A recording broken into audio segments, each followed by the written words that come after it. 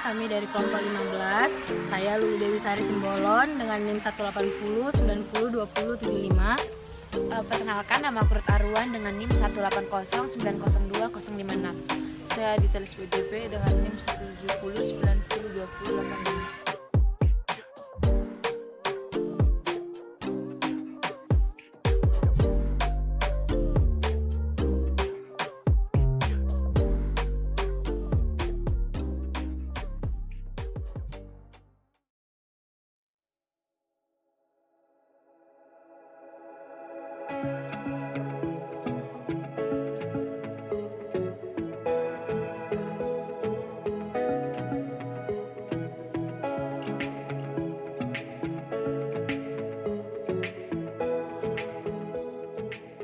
Langsung dia bernama Hepata. Hepata artinya terbuka. Sejarah singkat Panti Karya Hepata HKBP. Panti ini merupakan panti sosial yang melayani para penyandang disabilitas. Panti ini terletak di Desa Sintong Marnipi, Kecamatan Lagoboti, Kabupaten Toba. Panti ini sudah melayani sejak tanggal 3 Desember tahun 1923.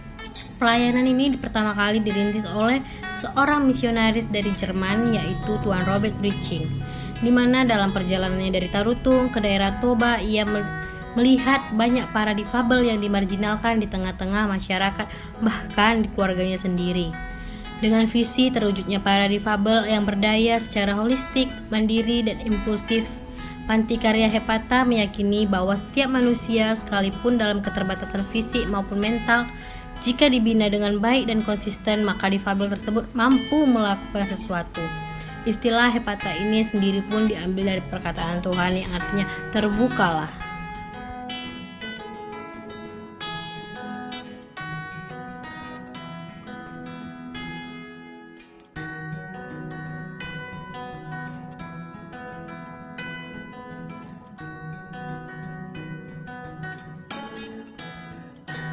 Ada 76 klien di mana 58 klien yang masih diasuh tinggal di asrama utama. Sedangkan yang sudah berkeluarga tinggal di asrama terpisah dan hidup mandiri namun tetap dalam kawasan dan pantauan dari pihak panti. Jenis difabel yang ada di panti ini terdiri dari tunanetra mulai dari yang low vision sampai yang buta, tunarunggu wicara, tunagrahita mulai dari yang ringan sampai yang berat, tunadaksa, dan multiple disability atau tunaganda di mana mengalami lebih dari satu jenis difabel.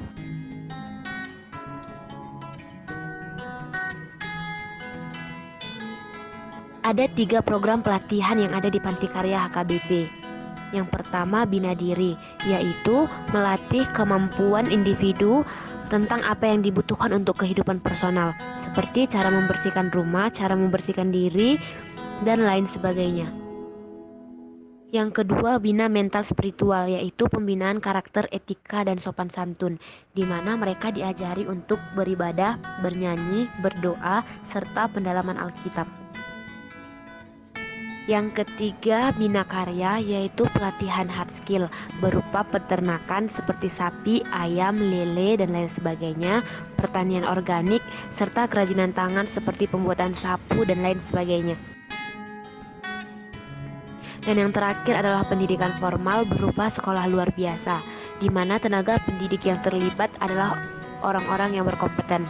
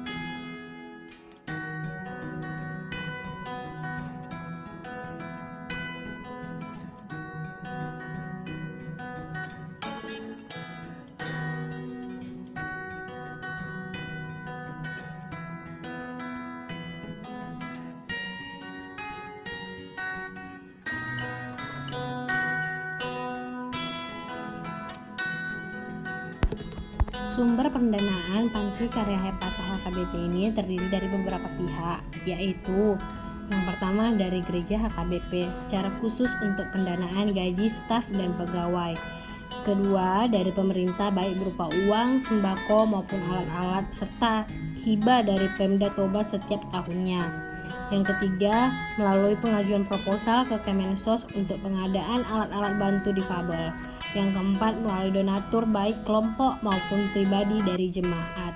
Kriteria klien di panti ini sendiri berusia minimal 5 tahun, di mana klien akan diasesmen terlebih dahulu agar dapat ditentukan program apa saja yang akan diberikan kepada klien, apakah itu bina diri, bina karya, ataupun pendidikan. Analisa yang saya berikan ke panti ini saya lihat dari struktur koordinasi dan program yang diberikan oleh panti ini, di mana melihat dari struktur koordinasi yang ada di Panti Karya Hepata ini, menurut saya panti ini menerapkan diskursus manajerial, di mana pimpinan, staf, dan pegawai dari panti ini tidak dilihat berdasarkan latar belakang pendidikan sosial, namun mereka telah mendapatkan pelatihan yang memadai untuk melakukan pelayanan sosial. Dan dilihat dari program-program pelatihan dan pengasuhan yang diberikan oleh panti ini, para difabel akhirnya beroleh kesempatan untuk mendapatkan pemulihan, perlindungan, serta kesempatan untuk menyalurkan potensi mereka dalam segala aspek, di mana hal tersebut merupakan hak mereka yang diatur dalam Undang-Undang Nomor 8 Tahun 2016. Baiklah, saya akan memberikan sedikit analisa saya mengenai Panti Karya Hepata HKBP. Panti ini sudah berdiri sejak tahun 1923, di mana panti ini memberikan pelayanan terhadap penyandang disabilitas. Panti ini menurut kelompok kami menganut sistem panti karena klien yang berada di panti itu tinggal di panti tersebut, kemudian panti tersebut mempunyai aturan yang dilakukan secara teratur setiap harinya oleh klien. Itu merupakan salah satu ciri sistem panti. Kemudian panti memiliki sarana dan prasarana seperti memiliki ruang terapi, memiliki transportasi, bahkan mereka mempunyai sekolah SLB, dan anak-anak ataupun klien yang ada di panti tersebut sekolah di sekolah tersebut. Selain itu, panti juga memberikan pelatihan terhadap klien-kliennya seperti bina diri untuk kebutuhan personal seperti mandi, cara sikat gigi, cara membersihkan tempat tidur, dan lain-lain. Panti juga tidak memisahkan para penyandang disabilitas, tapi disatukan agar mereka punya rasa kekeluargaan dan dapat saling tolong-menolong. Seperti contohnya, saat mereka akan makan ke ruang makan, si tunanetra akan dibantu atau dituntun oleh si tunawicara maupun si tunagrahita. Klien-klien yang sudah mampu melewati pelatihan soft skill atau bina diri tadi akan lanjut ke hard skill. Mereka akan diberikan pelatihan seperti kewirausahaan, untuk berternak ataupun bertani.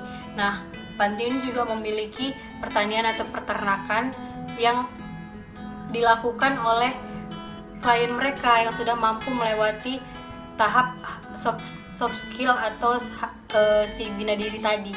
Nah, sebagai contoh, mereka punya laundry, dan laundry ini dilakukan oleh si tunanetra yang sudah melewati tahap si soft skill tadi. Nah, jadi mereka akan membayar si tunanetra saat melakukan tugasnya tadi. Menurut pendapat saya, Panti Asuhan Hepata adalah panti yang bagus karena Panti Asuhan Hepata memiliki bangunan-bangunan dan fasilitas yang cukup layak untuk ditempati para orang-orang yang telah penyandang disabilitas. Cuman, Panti Asuhan Hepata tidak memiliki karyawan yang cukup untuk menjalankan tugasnya dengan baik.